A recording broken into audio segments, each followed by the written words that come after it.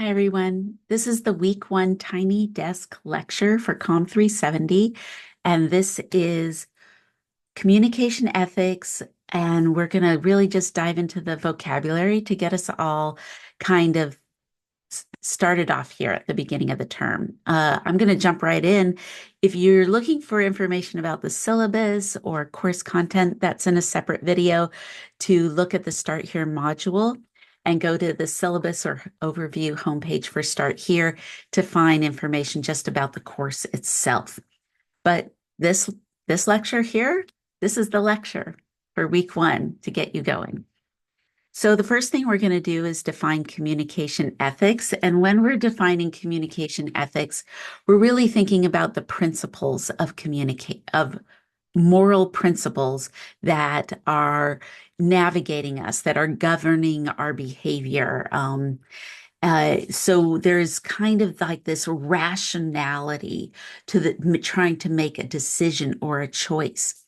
Sometimes we get hijacked and we move into a reaction. And when we move into reaction, we're being driven by the kind of amygdala fight, or freeze part of our brain that can often take us over. And then later we're like, I don't think I thought that through. And I don't really think that's me, or that's not really the best choice I could have made in that moment.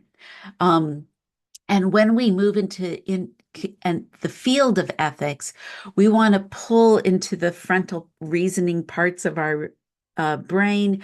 We want to activate into that navigation and deciding things based on building our relationships, maintaining trust, and thinking about our own belief structures. And so in this class, we want you to have some breadth of knowledge of the field of ethics so you can navigate and move yourself into a place of reasoning where you don't have to just be in a reactive mode. You can be in a responsive mode and respond appropriately for you, for the well-being of yourself, and for the well-being of others.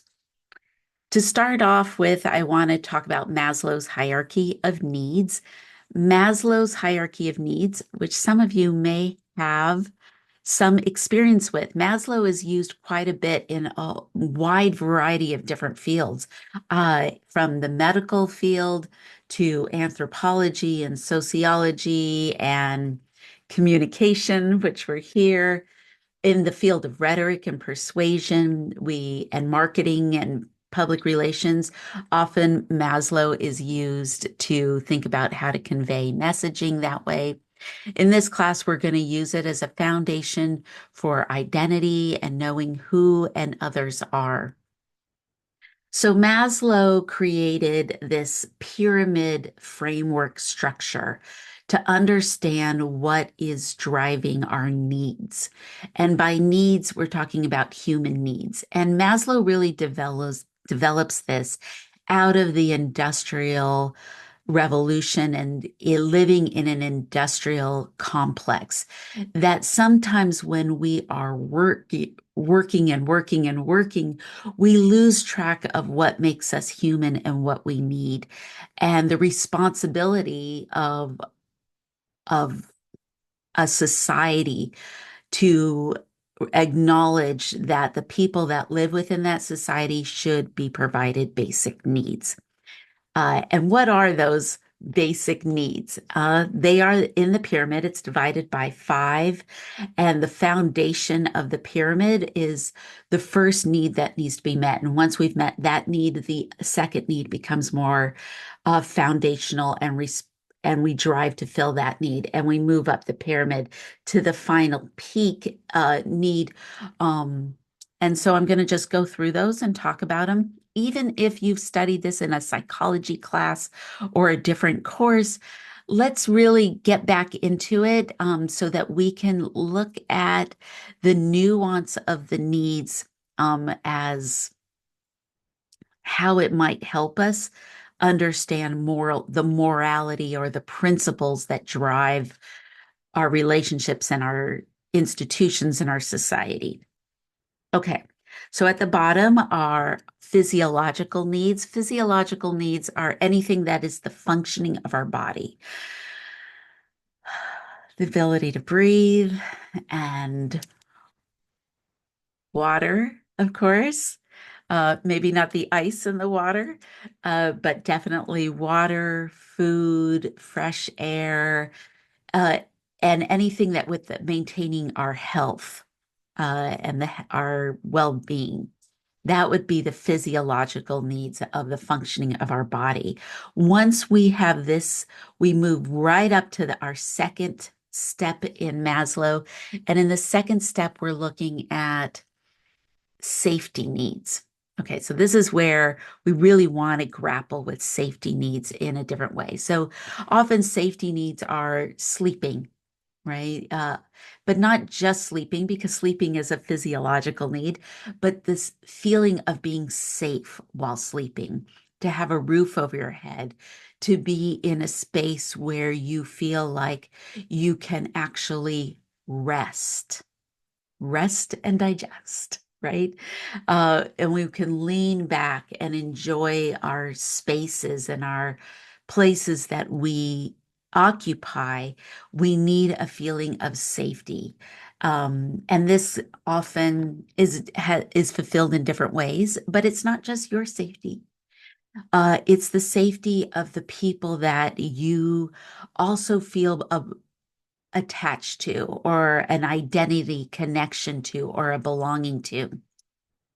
So the safety needs of our family, of the people that we love, our children, right? This is a foundational need that we need to know, our we group, our we identity is safe. And this also includes groups of people that we have an identity connection to.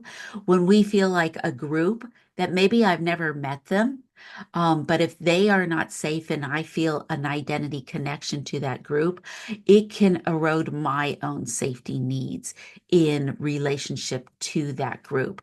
So when we see natural disasters, wildfires, hurricanes, when we see acts of war or violence happening, and if I feel an identity need connection to that group, it can make my safety needs feel unstable as well. So let's attach that to it. Then moving up to the third is belonging, the needs of belonging.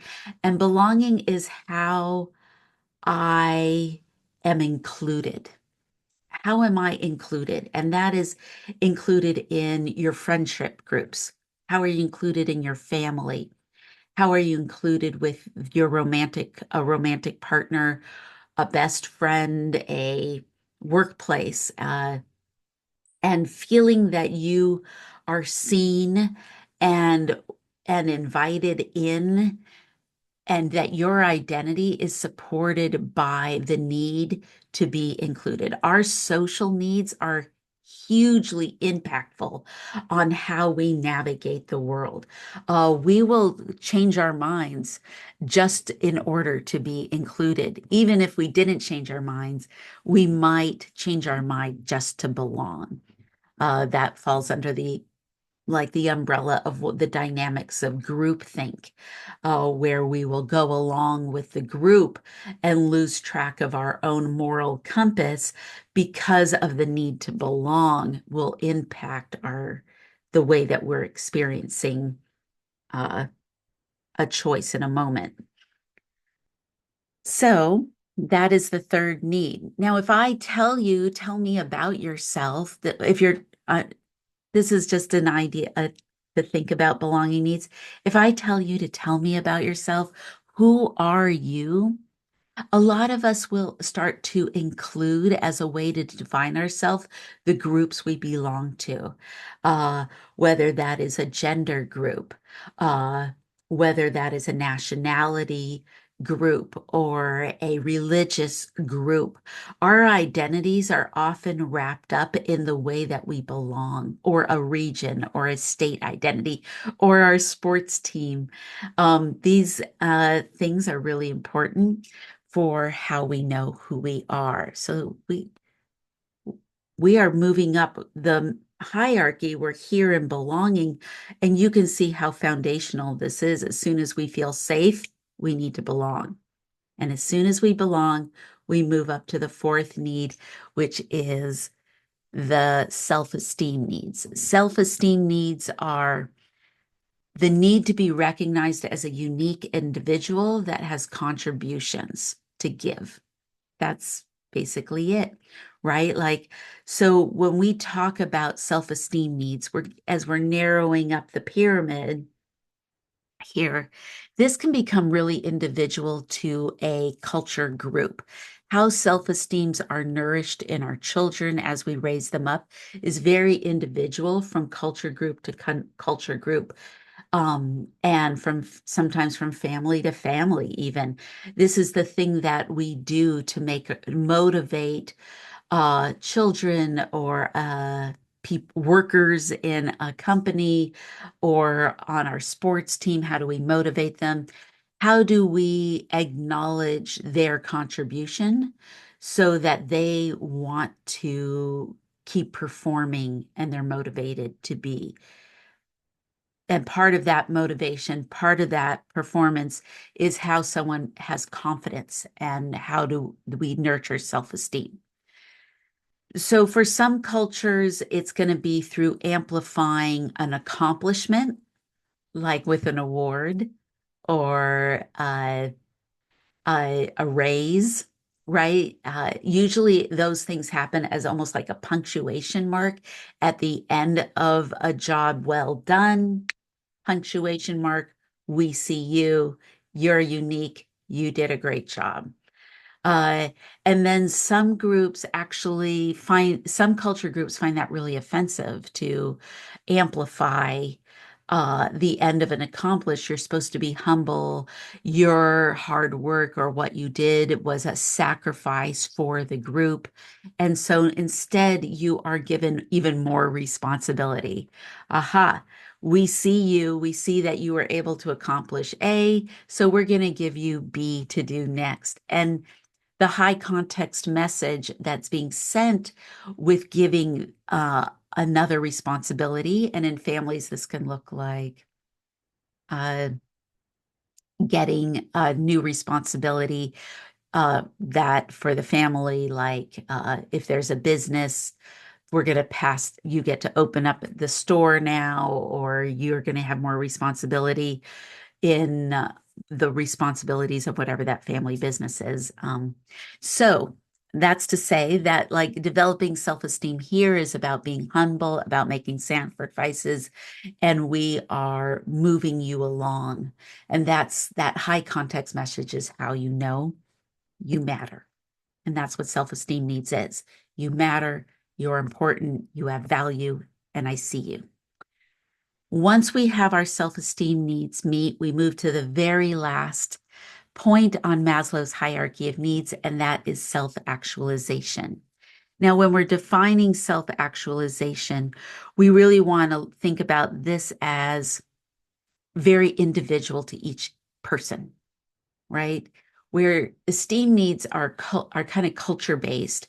As soon as we move up to the next need, oh boy, I cannot tell you what this is. Each one of you have a different need that you will pursue to complete you, to know who you are. Uh, my nickname for the self-actualization, is the pursuit of happiness. And really, in that idea of the pursuit of happiness, we're really talking about the pursuit that we are always driving and moving towards those things that make us feel that self-actualized feeling of knowing who we are. For some, this is through spiritual journeys or religious commitments. Some is through education and curiosity and opening up to learning and reading. For others find it often through travel and exploration and discovery of new cultures and learning about the world out there and however that shows up for your traveling. Uh, it and some people are more adventures, some are more rooted where they are and in their community and how they volunteer and give. I don't know who you are. And so your self-actualization needs are going to be different for you than for even the person you're sitting next to. So understanding Maslow's hierarchy of needs is really important because when we talk about ethical communication, we want to know how we're building meaningful connections. We want to focus on interpersonal communication to foster our safety, foster our belonging and inclusiveness, to foster our purpose. Okay. So Maslow's hierarchy of needs brings us to the next point. And this is about myths of communication. So, myths of communication is really to bring communication down a little off its pedestal. One of the things that is often framed about communication is, you know what all relationships need? They just need communication. Oh my gosh.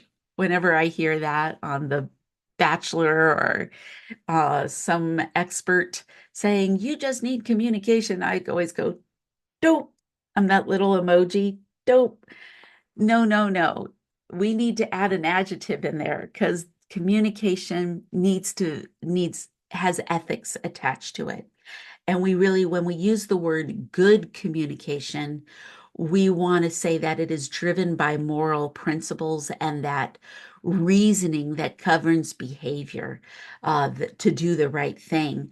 And unethical communication, dysfunctional communication, destructive communication can tear us apart. It can divide us. And so, like, when we think about myths of communication, we want to kind of remember that not all communication is good. Communication can harm relationships, it can harm our self-esteem, it can hurt our feelings. All that was done with communication, right? All of that was done with communication. So we don't need just communication. We need functional communication. We need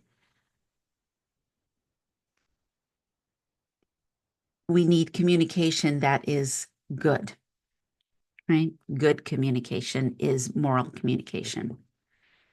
We also want to, one of the other myths that's really important that we want to kind of recognize is this idea that the myth is more communication is better. Oh, we just need more communicating. Not like before, we were talking about the quality of communication. Now we're talking about the quantity. We just need more of it. Oh my gosh. No, no, no, no, no. Sometimes that can be a disaster. Sometimes we do need more communication, but in relationships, especially with ethical communication, we want to say it's not about the quantity, it's about the quality. It's about listening. It's about empathy. And we definitely know sometimes I talk about this in my conflict class, we talk about how to take a break. We need to talk about uh, how we sometimes need to walk away. Sometimes less is more. We may have been in communications where we were conversations where things were getting heated and things were getting up, and then someone moves into this thing called summarizing. They get the amygdala hijacked, where they're in this reaction and they're so flooded with emotions that they just go over the same point again and again and again and again. We definitely don't need more communication if that's what we're looking at. And we also need to acknowledge with the myths of communication, um, that without care, without respect, without compassion, we can damage our relationships. We can damage our own credibility. We can create misunderstandings. And when we're in that reactive mode, often we send out little targets, and we don't realize that we've sent out these little um, kind of little phrases, aggression, microaggressions, or sometimes direct aggressions that are meant to protect ourselves by attacking the other. And we want to see that that is just another way that we're reacting instead of responding. So when we talk about ethical communication, we want to get into the weeds about our emotions and how we are self-regulating our emotions in those moments. Okay. We also are going to look at some of the foundations of the field of ethics is the impact of Kantian ethics and utilitarian ethics, both Western ideas uh, about our responsibility to others and the groups that we belong to, our societies and our relationships. So Kantian ethics, which more is this idea of duty-based ethics, the duty to be truthful, the duty to be honest and respectful, is central in this Kantian style. And Kantian really says universally that if it's, even when we're trying to make up the excuse that it's okay to lie, that we are trying to if it's okay to lie here, then it's okay to lie everywhere. Once you open up the gate to saying a lie on purpose, especially as like saying it's a strategy to win or a strategy to get my way or whatever it is that the excuse for a lie. Kantian ethics says, well, do you want to live in a world where it's okay to lie? Because if it is, then it's okay to lie to you, and it's okay to lie to you, and it's okay for people to lie, back and forth. Once you open the gate is open. And so Kantian ethics, the categorical imperative says, if we hold the virtue of honesty, then you must be honest in all situations, and you are saying that is we are going to hold the line of honesty. That's just an example. And the categorical imperative of Kant says the reason why we want this more universality, not just because of wanting the world we live in to be there for us as well for others, that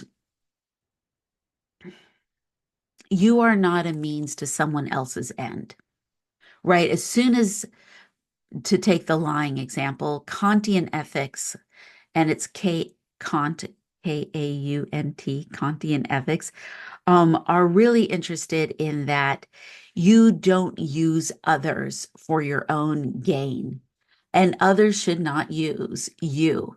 So it Kantian really wants to explore, does the ends justify the means? And Kant says no, no, that the journey to the end, you have to be as ethical to earn that ending as not just the prize at the end of the journey, but who you were for every step and every choice you made also defines your character and who you are.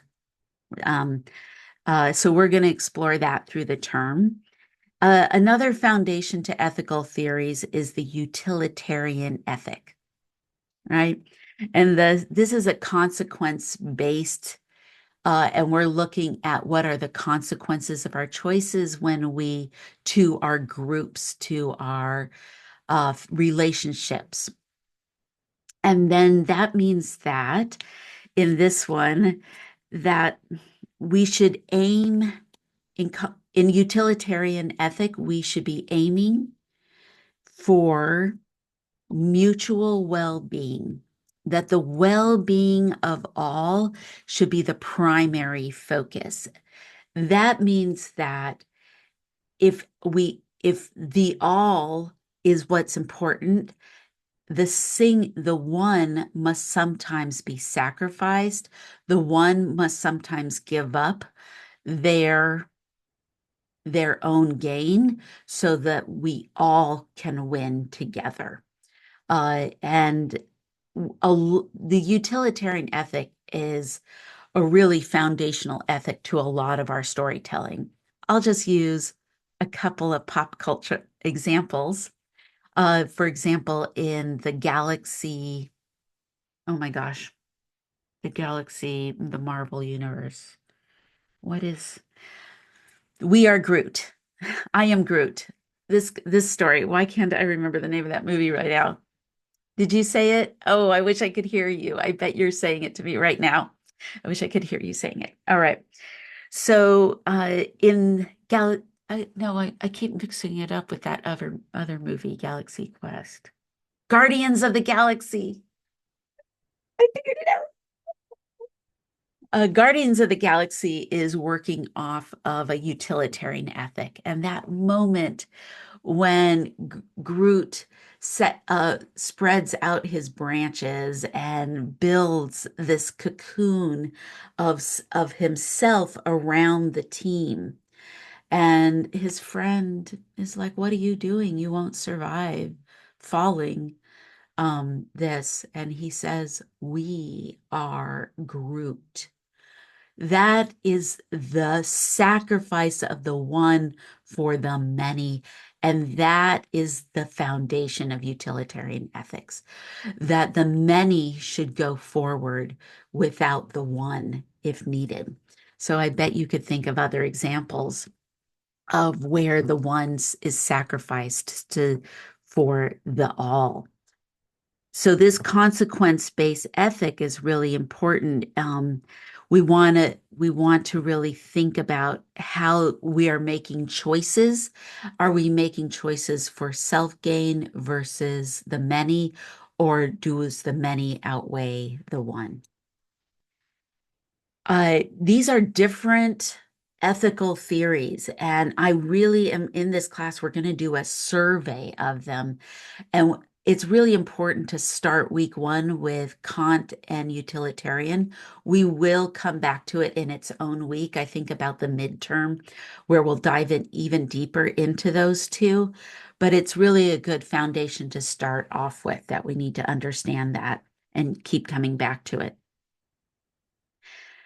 Another ethical theory is virtue ethics, and virtue ethics comes from Aristotle. And Aristotle has several measurements of vice and virtue, and how do we come to a golden mean of balancing vice and virtue and the tensions of those two. I talked a bit about that in the silly video this term, but just to return to it, that like this is about empathy, kindness, honesty, and basically with virtue ethics, we're talking about our own character and our own identity and what makes us us. Aristotle says what makes you you are the choices you make and the moral decisions that govern your behavior. So Aristotle explores vice and virtue as a way to explore our own credibility, our ethos. So ethos is credibility. It sounds really close to ethics. Ethics and ethos are very close terms.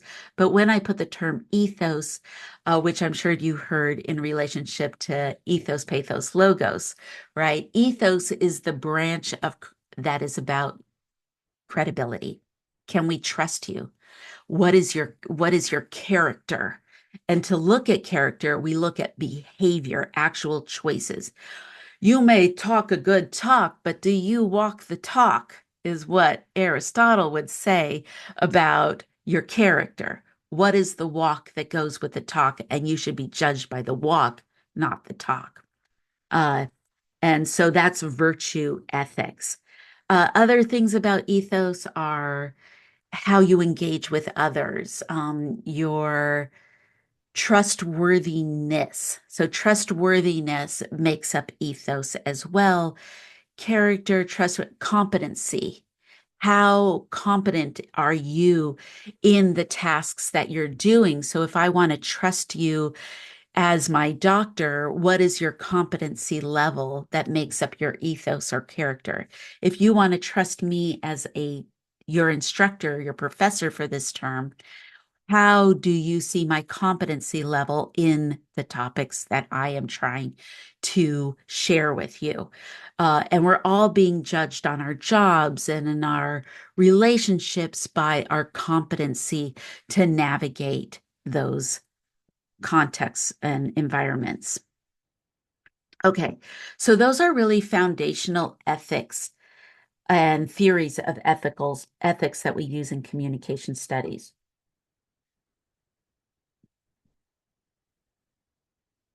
Uh, let's see. I did bring up this idea of good communication. When we talk about the words good communication, I'm not sure, I want to just make sure I address that again.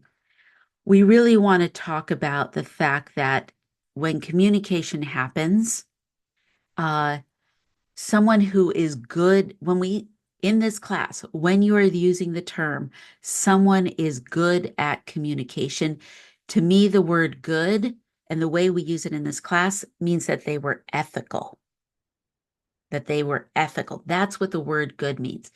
Uh, and I just clarify that because good has a lot of different uses.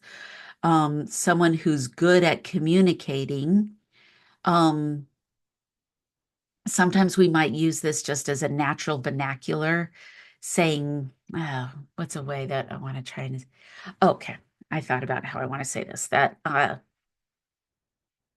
just because someone reaches, they are successful at their end, they made the sale, they got the job, they got your vote, that means that they were effective with their communication.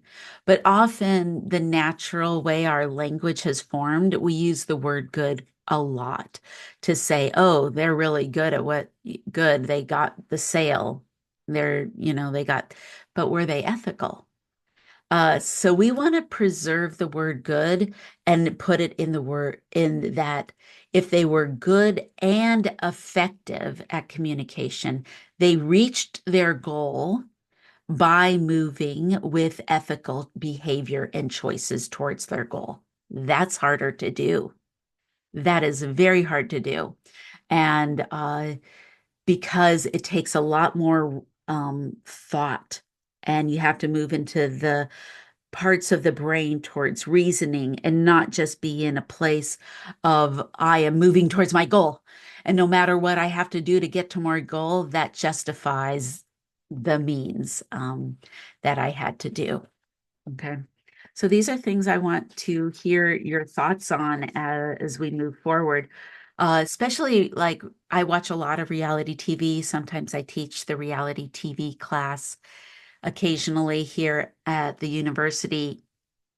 And in reality TV, the way that we see people play the game, they're often forced into unethical choices because it makes good TV, but it's also because television is functioning as a storytelling unit. And the function of storytelling is to have the audience judge the characters for whether they were being ethical or not. So sometimes we see the people in these reality TV shows making unethical decisions. And we're like, I can't believe they're lying. I can't believe they, blah, blah, right? And that's the function of it for us to judge. That's the function of storytelling. It was a little bit different when it was, Hamlet, Shakespeare's Hamlet, or the way that we tell stories, that we can judge these fictional characters for being ethical or unethical. But when we get into the realm of reality TV, ooh, is it okay to lie just to win the game? Is lying a strategy? Mm, in ethics of communication. Some of our people, our Kantian ethics, even our utilitarian ethics, our Aristotle virtue ethics, and then when we dive into W.E.B. Du Bois and philosophy, when we look at the philosophy of indigenous cultures, of uh, and the other and Eastern philosophies, uh, uh, uh, none of those choices are actually true strategy. And I'm going to ask you, do you think the ends justifies the means? Meaning, is it okay? Is lying to win a strategy? In ethics, we say maybe not. All right. I'm so curious. I'm so curious. And this will not be the first time I pose the strategy for lying to win question. We will ask it again and again, all term, and kind of grapple with the difficulty of that question. So remember, you're choosing your book that you want to use for the term. The things that I'm talking about are in this book as well. Hopefully, you're finding all of that online. Um, but you can also use the index to look up Kantian ethics, categorical and utilitarian, and read about it here as well.